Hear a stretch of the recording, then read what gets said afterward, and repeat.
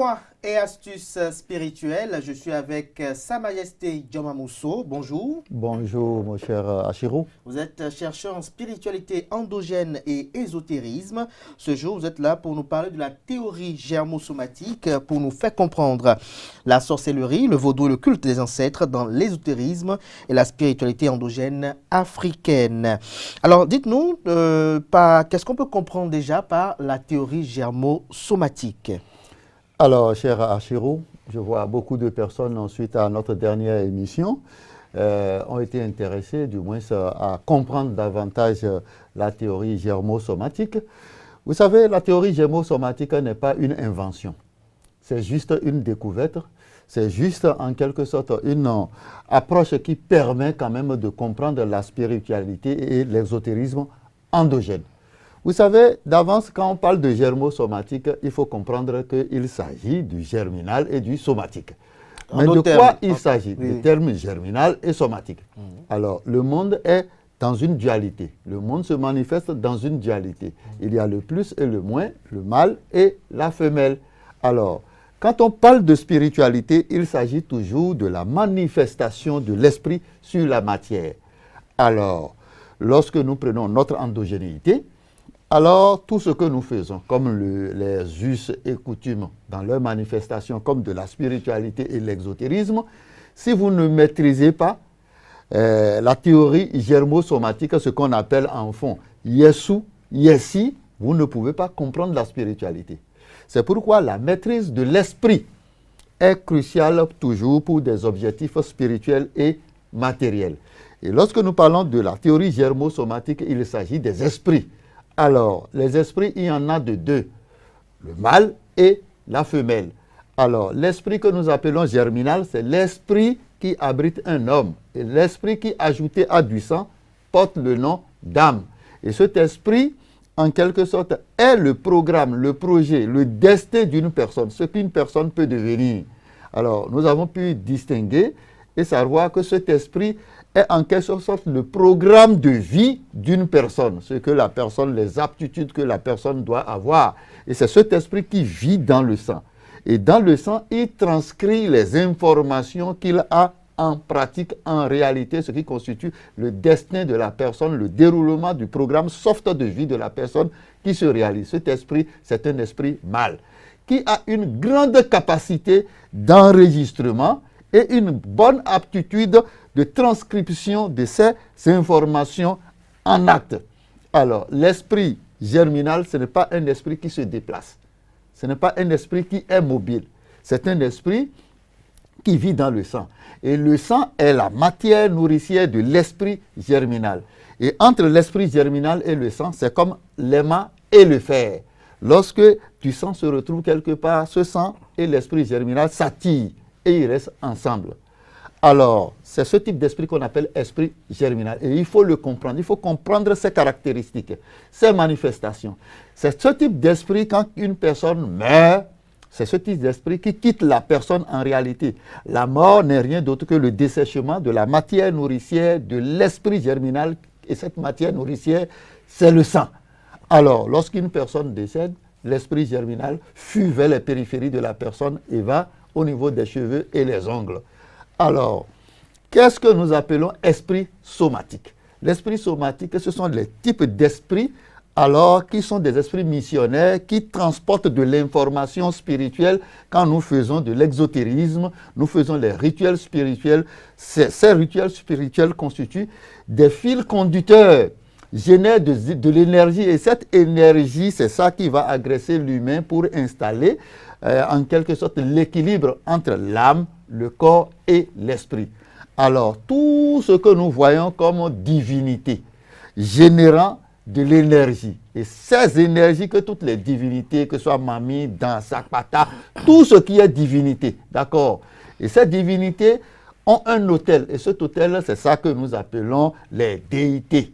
Et ces déités sont constituées d'éléments de la nature.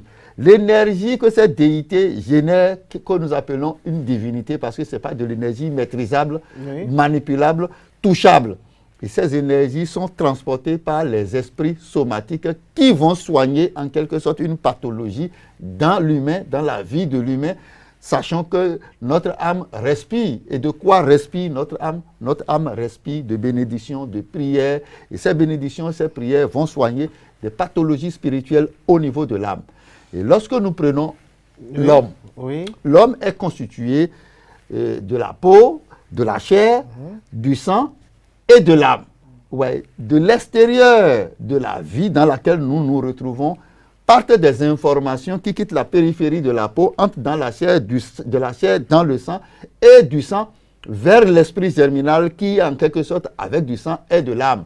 Alors, pour soigner ces déséquilibres dans la vie d'une personne, on utilise des esprits somatiques. Mais l'esprit somatique a une faible capacité de donner.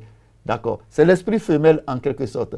Lui transporte une vibration et après avoir accompli la mission de la vibration, elle s'estompe.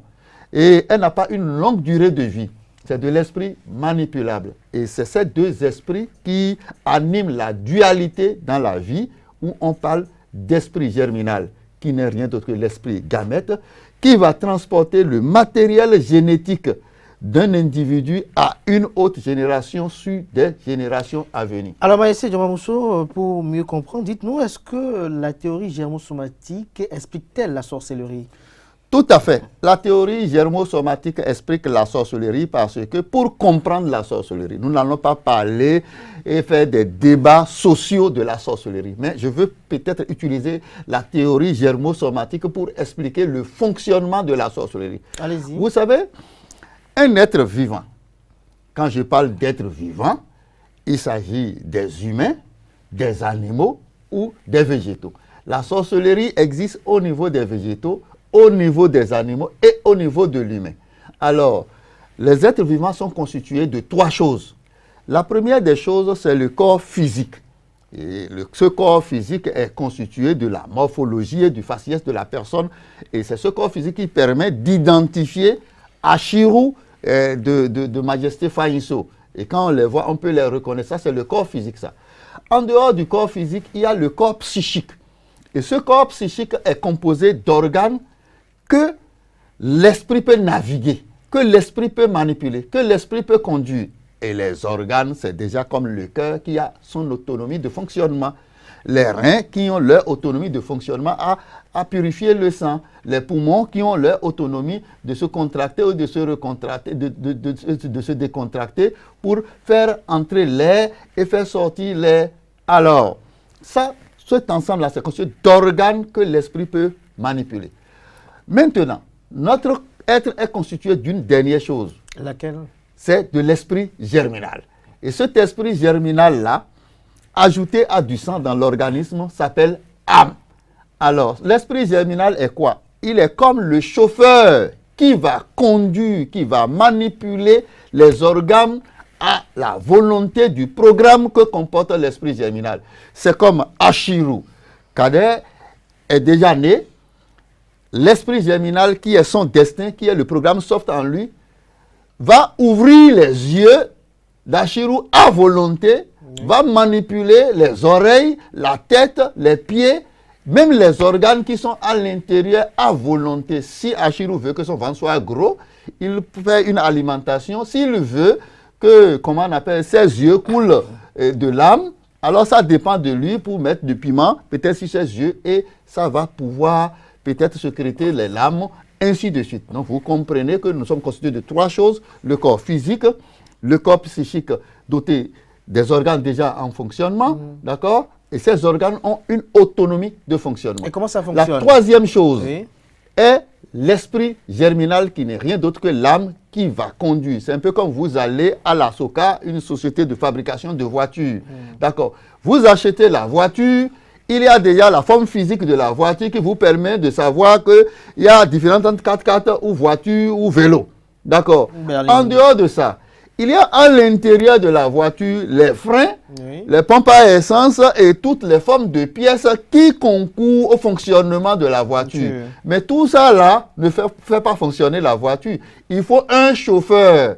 Et ce chauffeur va conduire la voiture. Le chauffeur ici est représenté en quelque sorte par l'esprit germinal, qui est l'âme, qui va animer, conduire le véhicule, le conduire vers où on veut, selon sa volonté. D'accord. Les pompes à essence et autres, le phare, les clignotants, les klaxons, tout ça là constitue le corps psychique parce que ces organes, c'est l'esprit germinal qui va les manipuler. Mais le corps physique, c'est ce que nous voyons en grosso modo. La sorcellerie, c'est quoi en réalité? Voilà, merci d'y venir. C'est l'aptitude que certaines personnes ont à sortir leur esprit germinal de leur corps.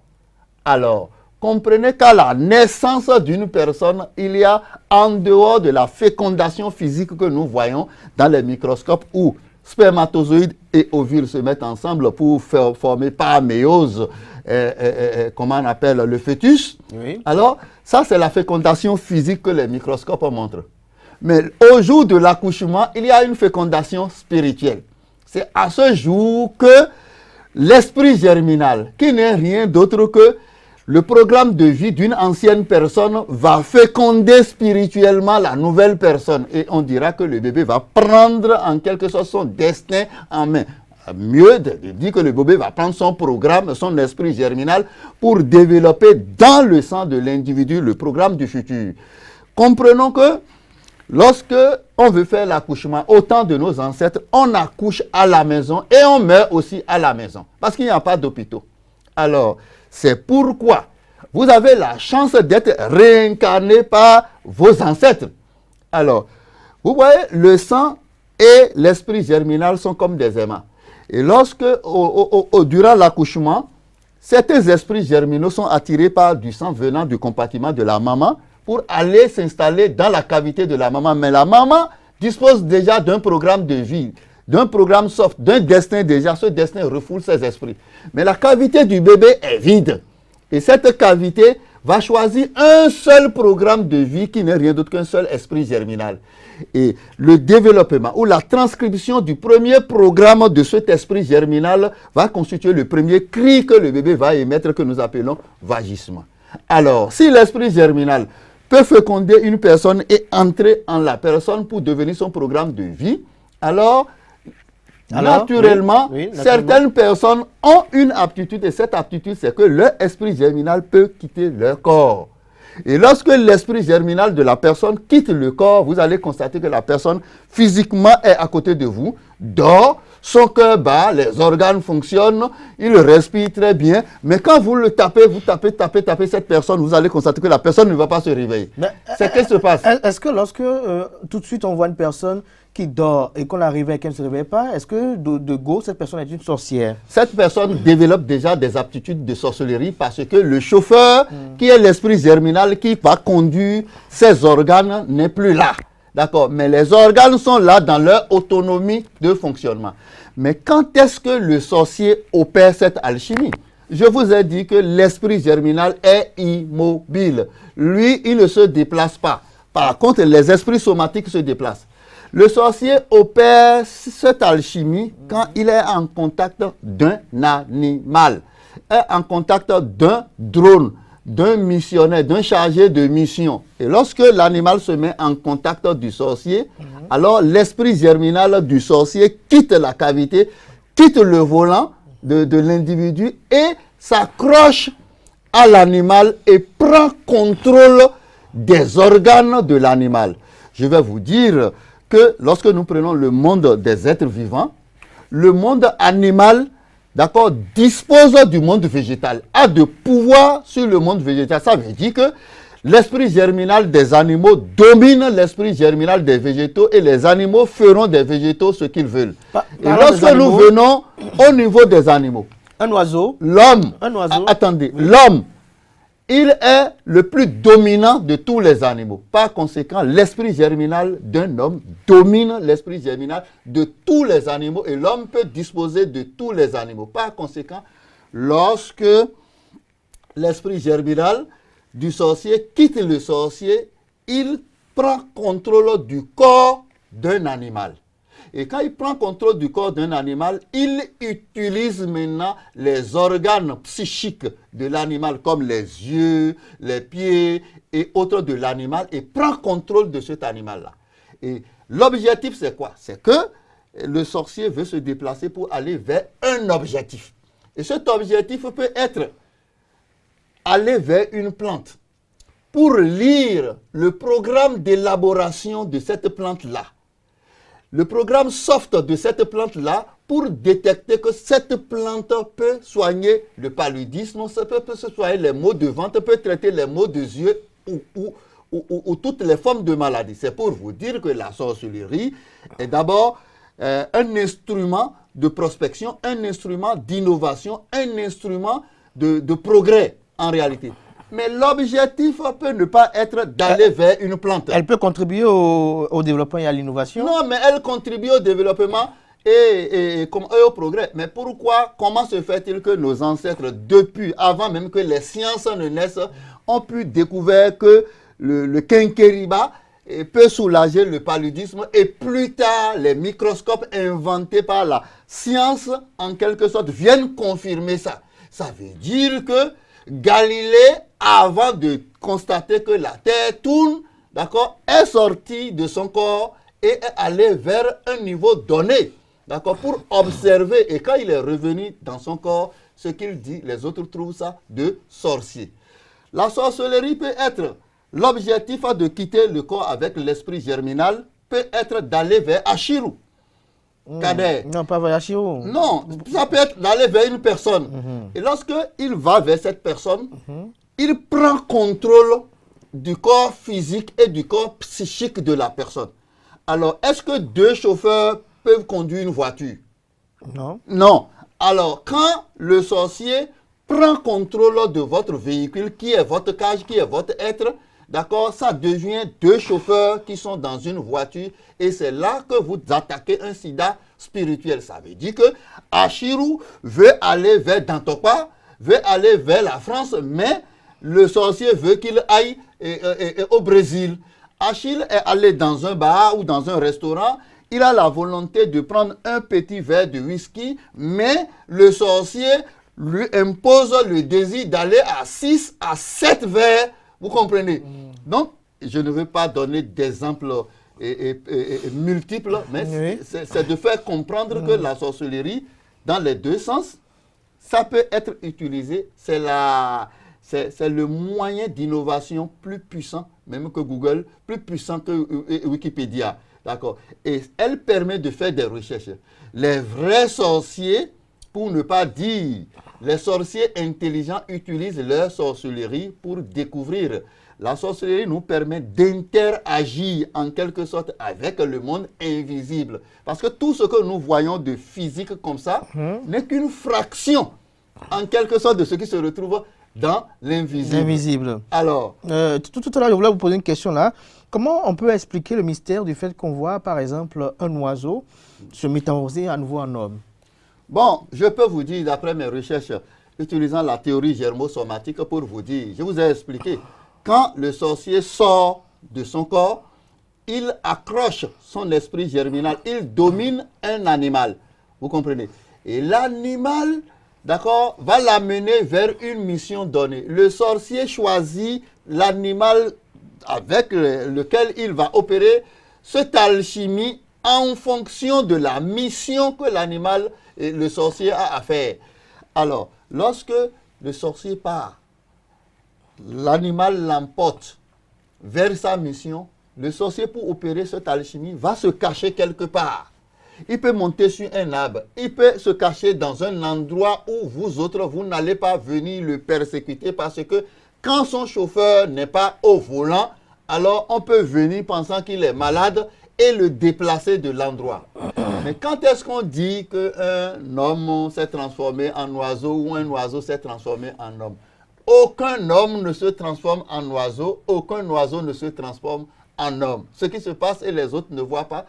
Lorsque l'individu s'est caché quelque part pour opérer cette alchimie, il peut aller monter sur un arbre pour se cacher là où personne ne peut imaginer qu'il vienne. D'accord? Et c'est en cet endroit qu'il opère l'alchimie et l'oiseau l'amène. Mais au retour de la mission, les gens peuvent voir un oiseau grand, un animal bizarre, et cet animal peut pousser leur curiosité. En un clin d'œil, l'animal va vers l'arbre. D'accord? Et vous découvrez enfin que quand vous êtes allé sur ce arbre-là, vous allez trouver un homme ou une femme qui est sur l'arbre, d'accord, et qui ne se déplace pas, ou qui a commencé par se déplacer. L'animal oiseau est venu communiquer, libérer ou livrer l'esprit germinal à sa cage, à son propriétaire. Et quand il est parti, vous ne l'avez pas vu quand il partait. D'accord. De la même manière, lorsque vous surprenez quelqu'un qu'on réveille et qui ne se réveille pas, et cette personne est soupçonnée déjà de sorcier, alors observez ou bien mettez des caméras là, vous allez voir qu'un animal bizarre va venir se frotter contre la personne pour lui libérer son esprit germinal. C'est en ce temps que la personne prend contrôle de son corps. Et ceux qui n'ont pas compris que c'est un animal qui est venu communiquer la vibration aux sorciers, se disent que c'est l'animal qui s'est transformé en le sorcier. Non, l'animal, le déplacement de l'animal a amené leur curiosité à aller vers où, comment on appelle, le sorcier a opéré son alchimie. Mais quand l'animal s'en va, les autres ne poussent plus la curiosité de voir l'animal arriver là-bas. C'est l'homme qu'ils voient. Et ils se disent, il s'est transformé en oiseau et aucun homme ne se transforme en oiseau et aucun oiseau ne se transforme en homme. Mais un homme peut utiliser le corps physique et psychique d'un animal pour aller à une mission.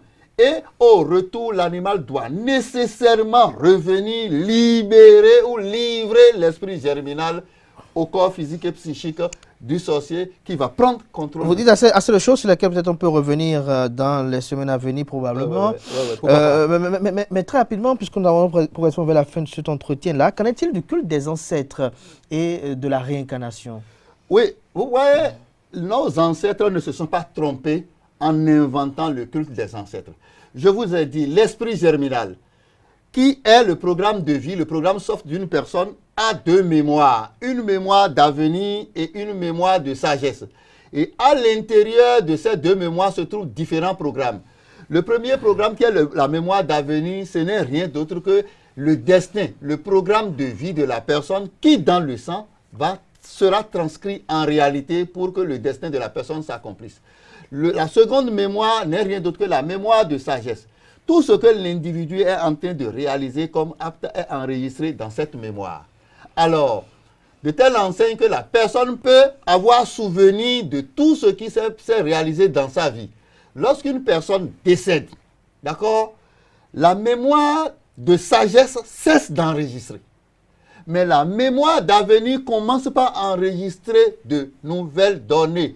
Et ces nouvelles données sont les faits, les qualités, le perfectionnement que la prochaine personne que l'esprit germinal va réincarner, va réaliser comme destin. Alors, le culte des ancêtres, c'est quoi? C'est-à-dire l'esprit germinal de celui qui est décédé, si on réussit à l'amener dans un panthéon, ce que nous appelons Yohonula, toutes les prières que nous faisons, toutes les bénédictions, tous les souhaits et tous les actes perpétrés dans notre environnement sont enregistrés par ces esprits germinaux-là. D'accord? Parce que demain, ces esprits germinaux vont réincarner une autre personne. Et quand ces esprits vont réincarner une autre personne, qu'est-ce qui va se passer? C'est les souhaits, les vœux que nous sommes en train d'ajouter aux ancêtres qui seront en quelque sorte transcrits en acte pour les humains de demain. Je dis la réincarnation, c'est une opportunité pour le progrès. Elle permet aux humains d'aujourd'hui de définir les types d'humains, la qualité des humains de demain. Donc le culte des ancêtres n'est rien d'autre que préparer le progrès, préparer l'avenir. Alors, qu'en est-il d'une personne qui est décédée? Oui. Parce que parfois, il y a des hérésies spirituelles que, avec le temps, les gens vont éradiquer de notre culture. Ouais, aujourd'hui, par exemple, dans notre culture, on faisait l'excision, non? Mais aujourd'hui, on ne le fait plus. On ne fait plus l'excision. C'est dépassé, c'est devenu obsolète, c'est désuet, c'est contre-valeur. De la même manière, une personne qui est décédée, qui a reçu des bénédictions, des prières, tout ça, et qui a réincarné une autre personne, ça sert à quoi de continuer de lui faire la prière si l'instrument génétique spirituel qui va recevoir la prière n'est plus et a déjà réincarné une autre personne? c'est ce qui nous pousse à faire des recherches davantage pour comprendre et savoir si votre père, votre mère qui est décédé, est-ce qu'il n'a pas encore réincarné une autre personne? Ces recherches continuent pour qu'on cesse de prier, pour qu'on cesse de s'efforcer de faire des rituels de libation pour une personne qui a déjà réincarné. Une forme d'hérésie spirituelle qui se retrouve dans notre culture. On dit que le monsieur a déjà réincarné une autre personne. D'accord. Mais qu'est-ce qu'il va recevoir les prières et les bénédictions qu'on lui fait? C'est une question. Est-ce que la même personne peut réincarner plusieurs personnes? C'est faux. Mais il y a de ces erreurs dans notre culture que je crois que le perfectionnement va venir, où on va enlever certaines choses dans des us et coutumes parce que le développement scientifique montre qu'il y a une insuffisance. Parfois, il y a des superstitions, parfois, il y a quelques folklores. Mais pour comprendre l'exotérisme endogène et la spiritualité endogène, il faut nécessairement maîtriser la théorie germosomatique. Une autre question. Une dernière question pour conclure. Comment vous pouvez vous expliquer cet adage qui dit tout se paie ici-bas? Lorsqu'on suit tout à l'heure votre développement à l'instant, tout se paie ici-bas, comment vous l'expliquez? Tout à fait, c'est la justice divine. Oui, la justice divine. La théorie germosomatique l'explique. Comment? Vous voyez, vous perpétrez un acte, vous commettez un acte dans un environnement et vous pensez que personne ne vous a vu. C'est faux. Il y a des esprits germinaux dans l'environnement dans lequel vous êtes en train de commettre votre acte qui ont enregistré vos actes, vos faits, comme leur programme de vie, dans leur programme de vie. Et demain, d'accord, demain, un individu va naître, un individu sera réincarné et va répéter exactement dans une précision donnée ce que vous aviez fait. Comment se fait-il qu'aujourd'hui, votre fils que vous avez mis au monde est devenu le magistrat qui va vous juger demain? Et quand certaines personnes pensent que c'est trop tard qu'une personne soit réincarnée pour transformer les programmes en actes. Donc c'est pour dire que dans l'environnement dans lequel vous vous retrouvez, il y a le phénomène, le village des morts. Il y a des esprits germinaux qui sont autour de vous. Et ces esprits germinaux enregistrent tout ce que vous êtes en train de faire, même s'il n'y a personne dedans. Et un jour, une personne viendra témoigner de ce que vous avez fait et vous allez vous retrouver groggy. Vous allez vous demander même, est-ce qu'il était là? De la même manière, vous voyez, on peut. Pourquoi les gens se veulent être nécessairement enterrés dans leur famille, dans leur pays? Parce qu'il y a le matériel génétique spirituel. Tout ce que Ashiru a eu à commettre dans sa vie, tout ce que le grand-père de Kader a eu à faire dans sa vie là, est enregistré dans la mémoire de sagesse de Ashiru. Mais il faudrait que l'esprit germinal de Ashiru, qui a un esprit, qui a une mémoire d'avenir et une mémoire de sagesse, d'accord, puisse réincarner une personne dans sa famille. Sinon, c'est une perte. Parce que la réincarnation d'une personne dans ta famille, elle a quoi? Elle a quel atout? Si un monsieur comme le géant Mathieu Kérékou est enterré en Occident, aux États-Unis, c'est une perte pour le Bénin parce que dans la mémoire de sagesse du général Mathieu Kérékou, d'accord, se retrouvent tous les faits d'expérience du général Mathieu Kérékou. Et lorsque sa mémoire et son esprit germinal va réincarner une autre personne, cette personne peut faire une introspection sur elle, d'accord, pour lire dans les anciens programmes du général Mathieu Kérékou, d'accord, pour prendre des décisions, pour vivre. Donc la mémoire de sagesse est en quelque sorte une béquille sur laquelle l'homme peut s'appuyer. Et un dossoir, si on peut le dire ainsi. Pardon? Un dossoir. Un dossoir, c'est une richesse. Et lorsque vous enterrez l'individu ailleurs, c'est que ça devient une perte pour, comment on appelle, votre communauté, la communauté, pour votre collectivité. D'accord. C'est pourquoi nécessairement, lorsqu'une personne meurt à distance, on estime, et ce n'est pas une estimation, l'esprit germinal, je vous l'ai dit, il fuit vers les périphéries du corps. Et là, ces périphéries du corps sont les ongles et les cheveux.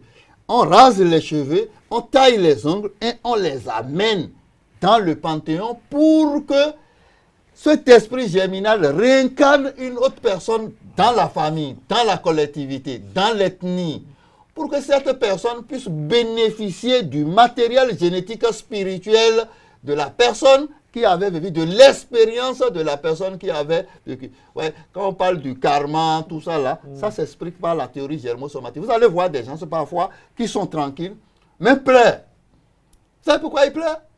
Ces personnes pleurent parce que elles font une introspection, oui. Et elles lisent peut-être dans le fichier de celui qui avait porté leur esprit germinal par le passé. Et celui qui avait porté l'esprit germinal par le passé peut avoir été quelqu'un qui est resté en prison. Vous comprenez? Donc, merci. La nouvelle personne peut lire ça et peut sentir du stress, peut être anxieuse. Voilà. Nous allons continuer. Merci à vous, Majesté Djoba Mousso. Pour aborder peut-être le vaudou. Oui, tout à fait. J'avais des questions également que j'avais prévues pour vous, mais le temps qui nous était parti est arrivé à échéance. On va se retrouver tout à l'heure pour le panel de discussion avec Majesté Sonayon Fanyiso et Atifa Olafa. On va débattre autour du vivre ensemble, de vivre ensemble avant le mariage. Est-ce un bon test ou une voie à l'échec? C'est tout de suite dans la tribune virale.